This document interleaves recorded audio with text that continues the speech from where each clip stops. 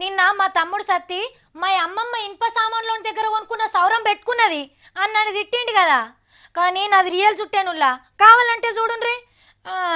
నేనే మిగ్గు పెట్టుకోలే, మా సత్తి కావాలనే తిట్టిండు. అవుగని మరి ఇప్పుడు గీ సౌరం ముచ్చట ఎందుకు చెప్తున్నాడో తెలుసా?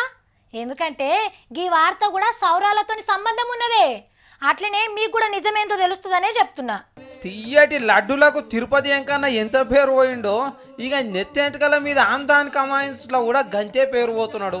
ఒక్క నెలనే నెత్తెంటికల మీద 14 కోట్ల రూపాయలు సంపాదించుండు. మొన్నటి జూన్ నెలలో సామికి 26,000 కిలోల నెత్తెంటికలు ఒప్పచెప్పిండ్రంట భక్తులు. ఎండాకాలం సెలవులాయే, పరీక్షల పాస్ పేలు కూడా తెలిచేసరికి పబ్లిక్ బగ్గొచ్చి కళ్యాణ కట్టకాడికి పోయి నెత్తెంటికలు ఇస్తే గోదాములు నిన్నాయట. ఇక పొడుగుంటాయి కాబట్టి ఆడోళ్ళ యో పక్క, మగోళ్ళ ఈ పోరగాళ్ళ ఇంటికలు ఇంకో పక్క ఏరుపెట్టి కంప్యూటర్ అర్రాసుపాట వాడితే 14 కోట్లు వచ్చినాయి. అంటే ఎంకన్నా సామి కుబేరుడు అప్పు తీరుస్తందుకు భక్తులు వినింత సాయం అవుతున్నాయి లెక్క. గందుకే నెత్తెంటికలిచ్చి సామికి సాయం అవుతున్న భక్తులకు గా తీయటి లడ్డులను ఇంకా జరంత దొడ్డుగా చేసన్నాలని ఖుషి చేయండు సాలరు.